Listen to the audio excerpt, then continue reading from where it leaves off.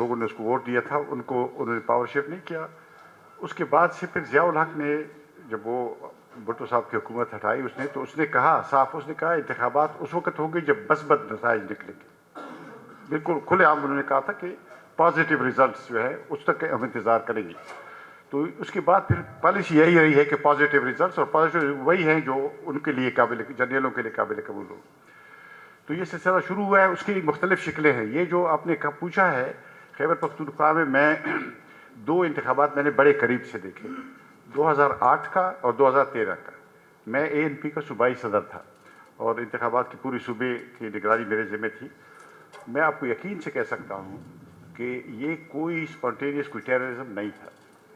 یعنی یہ جو سرکاری انٹیلیجنس ایجنسیاں ہیں ان کا ایک طرح سے پولیٹیکل انجینئرنگ کا ایک طریقہ تھا. جو یعنی میں نے سنا ہے، یعنی مباحثوں میں نے سنا، وہ کہتے ہیں کہ طالبان کوئی خطرہ نہیں ہے. طالبان ہم نے بنائے ہیں، کبھی گڈ طالبان، کبھی بیڈ طالبان، کبھی گڈ ہو جاتے ہیں بیڈ. لیکن وہ کہتے ہیں اصل جو ہے جو پشتون اور بلوچ نیشنلسٹ ہیں ان کو یعنی ہم نے قابو کرنا ہے، ان کو ہٹانا ہے. تو وہاں پہ یہ ٹیررزم کا سارا سلسلہ ایک طرح سے پولیٹیکل انجینئرنگ کی نئی شکل ہے.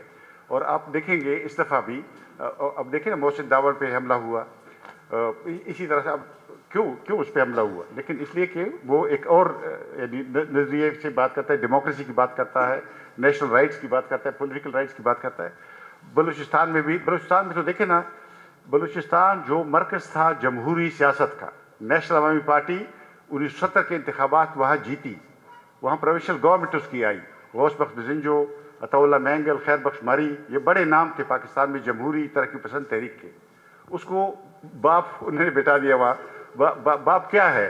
وہ اردو میں شعر ہے کہ اس کا صوفی شاعر کا، وہ کہتے ہیں منصور کے پردے میں خدا بول رہا ہے.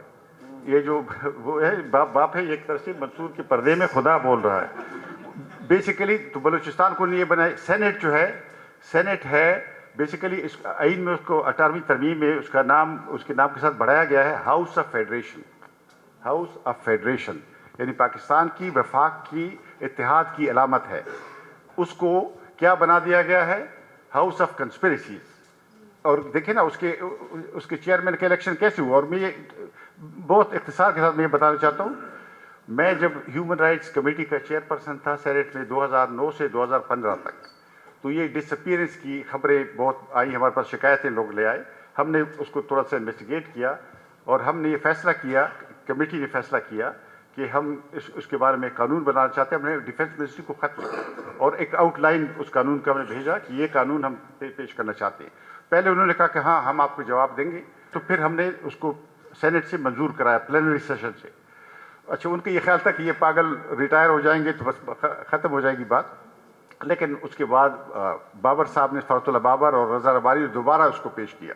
جب وہ دوسری بار جب آیا تو پھر ایجنسی نے فیصلہ کیا کہ اب سینٹ کو ہم نے کنٹرول کرنا ہے. تو اس کے لیے سنجرانی فارمولہ، یہ بلوچستان میں نون لیگ کی پارٹی کو ختم کر کے وہاں سے آزاد ممبران کے گروپ لایا گیا اور اس کے ذریعے چیئرمین، اور 6 سال سے چیئرمین کو اس لیے بٹھایا کہ اس میں ایجنڈے میں یہی والا حصہ یہ نہ آئے کبھی پھر.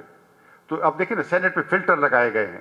فرحت اللہ بابر کو اپنی پارٹی نے ٹکٹ دیا، اس کے اور سینیٹر ہو گئے، پختونخوا سے وہ نہیں ہو سکے اس لیے کہ فلٹر میں وہ نہیں جا سکتے.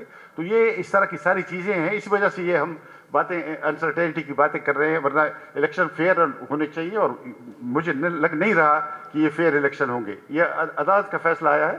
لیکن میں کوٹ کرنا چاہتا ہوں، اس پہ بات ختم کرنا چاہتا ہوں کہ امریکی وہ جو سپریم کورٹ کی چیف جسٹس تھے مارشل، اس نے کہا تھا کہ ہم سیاسی فیصلے کرتے ہیں، اس کو قانونی ڈریسنگ یا لبادہ پہناتے ہیں، لیکن ہوتی یہ سیاسی فیصلے ہیں. تو یہ رات کا فیصلہ بھی بیسیکلی سیاسی فیصلہ ہے، اس کو صرف قانونی شکل دی گئی.